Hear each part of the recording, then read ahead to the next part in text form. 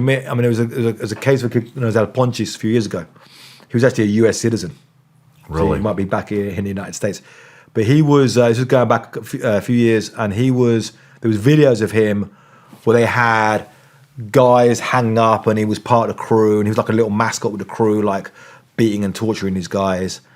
And then when the military caught him, and there was journalists around there when the military caught him, and I know one of the guys who was there, and he asked him this, that they put the cameras up. And this guy's got 3 sons and was kind of knew how to talk to him. Was like kind of stern, what have you done? I decapitated 4 people. It's like a 14-year-old kid said that. I had it on camera. It was on TV. It became a kind of big scandal. And the guy did 5 years or so. He's out, released, probably up here in the United States now. Other cases where people are older and they can give them longer sentences. But it's like how much, if you're the mother whose son was dragged away and murdered, you're going to want them in prison as much as you can. There's no death penalty in Mexico. Even a country where you can have 35,000 murders in a year and no death penalty. That's ironic, isn't it? Yeah. And another thing is that a lot of the time they call the hits executions. Really? So they call them in Spanish, like executions.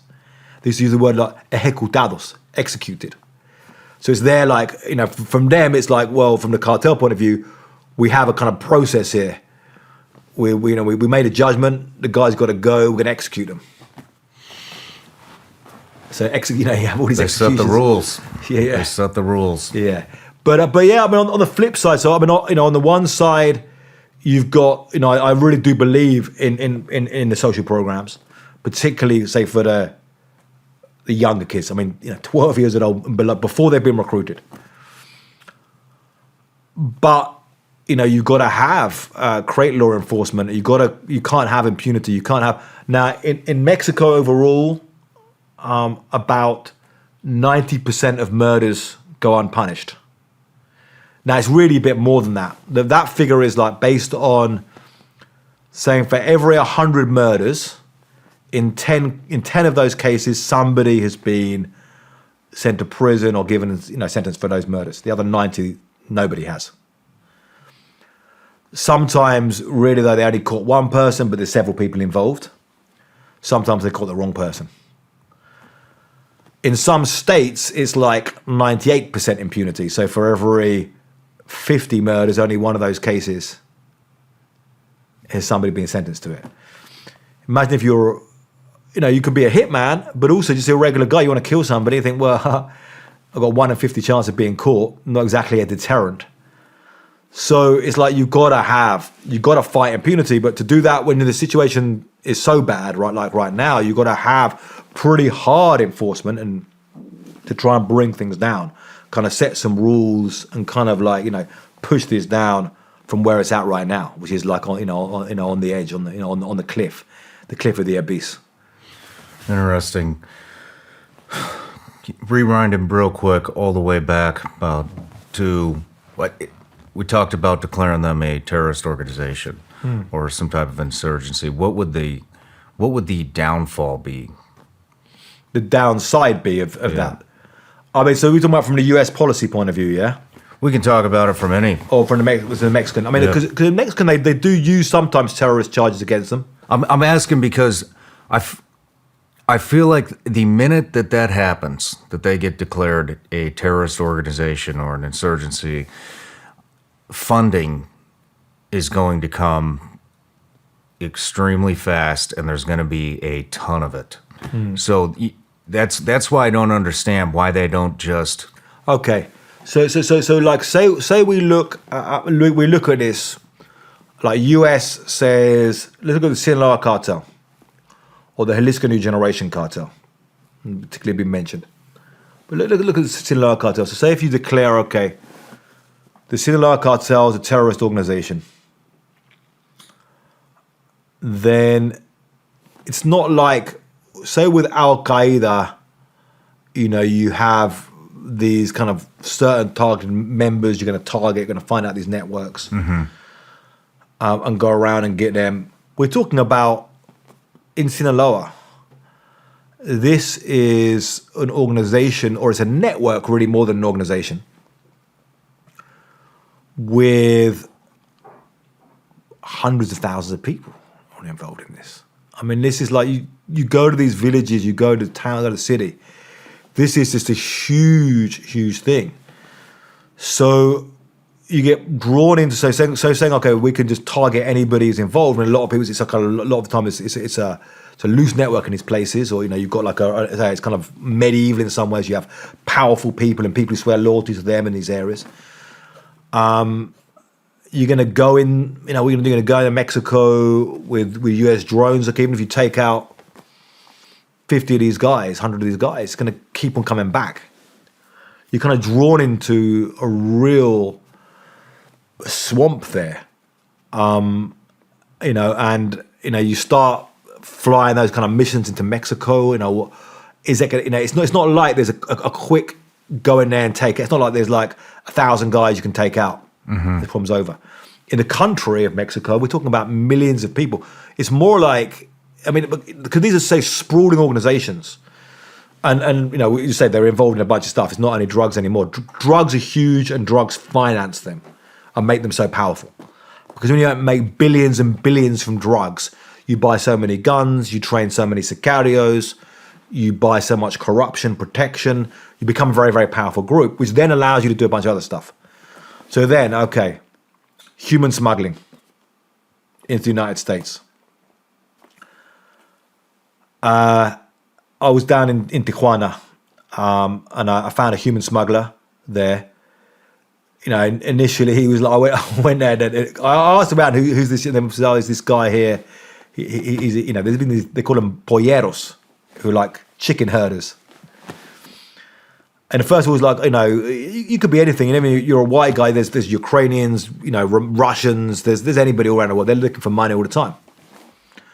And I went there, and I very quickly said I was a journalist because I didn't want to string him along too much. Because as soon as that, he was changed. But he confirmed numbers with me, and I confirmed them with a guy who ran an American ICE agent who ran a task force looking at these immigrant smuggling groups, and he had a lot of sources inside as well. The numbers are pretty much there.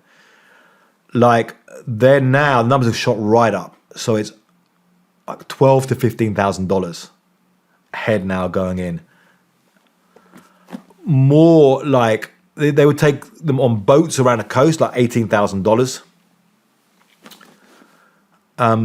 They got some other stuff that through worse deserts a bit cheaper, and this thing now of asylum claim where they just flip them over the wall to hand themselves in, like for $500, just jump you over the wall and you hand yourself into the border patrol and try and claim asylum. But anyway, people actually sneaking into the United States. You've got millions of people paying for this services. So to do the maths, the Mexican Foreign Secretary said they reckon over 10 billion a year on human smuggling. Where are they getting this money? The smugglers, the migrants paying. Mm-hmm. Well, you think about that. You just said $12,000 to $15,000 a head. Yeah. And these people are coming from nothing. Yeah. Making, I think you threw the number out, $300 a month. To be a lookout for a cartel. Where do they come up with $12,000, $15,000? Yeah. So say if you got, you might have family members in the United States already. Think about the investment.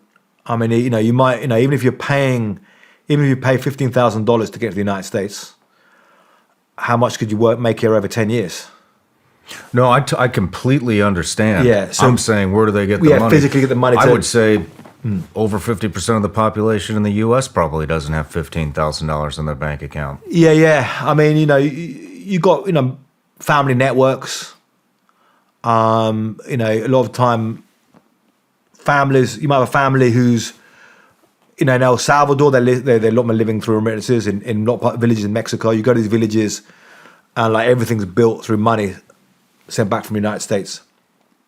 And so you're building up a family network and you're saving up money and putting, another thing that happens, you say, okay, I haven't got $15,000.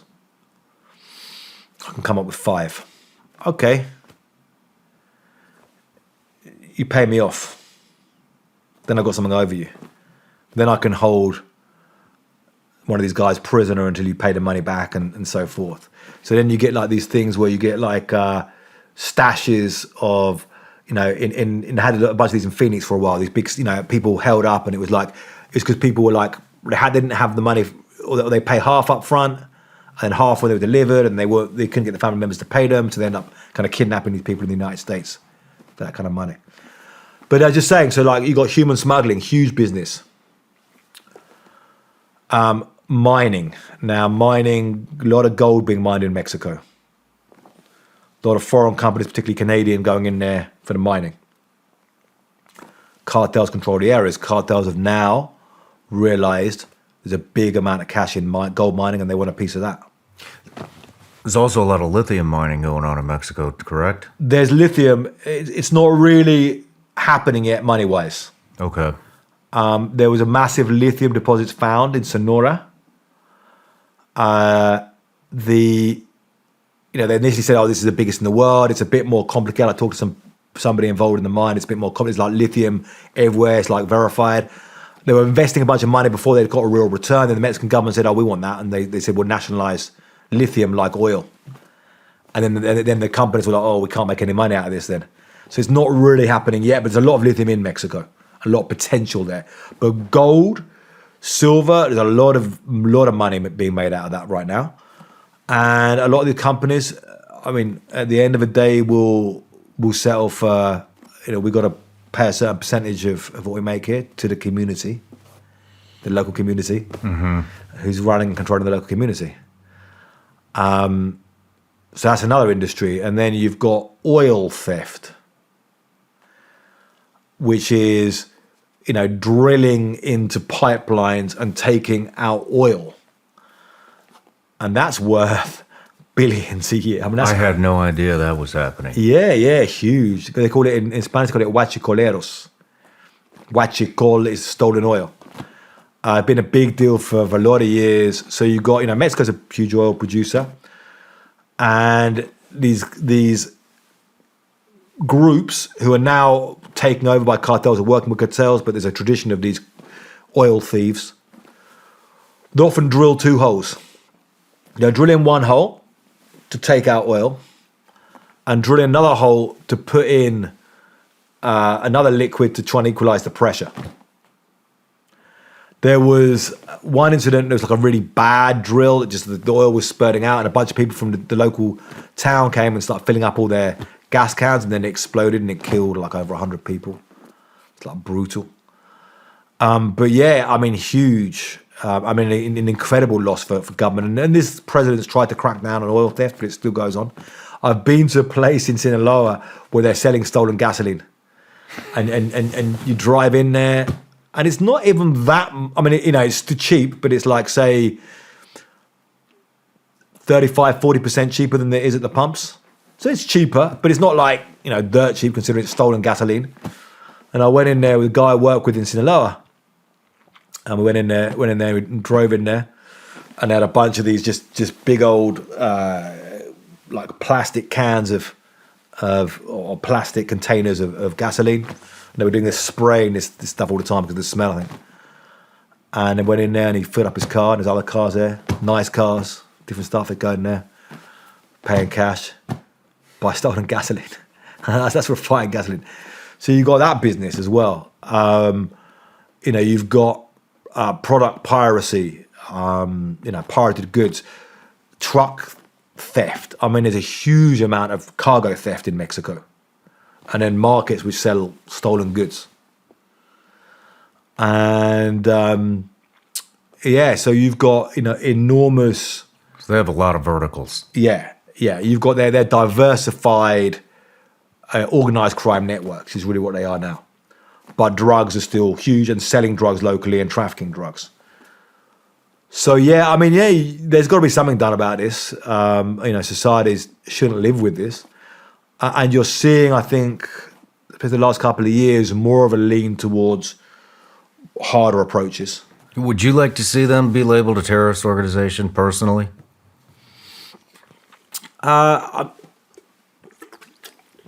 It doesn't upset me. A lot of what they do is terrorism. I just don't think it's a silver bullet. Okay. I mean, I can see, I could, can hear arguments about this from. I can see from certain American law enforcement perspective, you can just say go after these guys. You don't have to go through like the DEA when they go after these guys. They do a lot of paperwork. They build up files on these guys, and it takes them like 2 years sometimes to they build up, and they got to build all this. They have to have these informants and these wiretaps and all this stuff, and they're building up this paperwork. Go before a grand jury and get these indictments, get them out, and then get the extra. They're like years bogged down in this stuff. And then by that time, the guy's already been killed and someone else is like running stuff. So you can see like it's an argument, that heard somebody make is like, we've got to, just change the game now. This is a different game now. They're terrorists right away. And anybody we can kind of prove any kind of link to this, we can just take them out. But still, it's like, so there's so many of these people. It's like, you're not going to go in there and take out, you're going to go in there and start shooting up villages like in Afghanistan or like, doing drone strikes like in Afghanistan or whatever. What reaction would that create from the Mexican population? A lot of people are not even involved. So I don't see it as a silver bullet. But, I'm not, and I don't think it's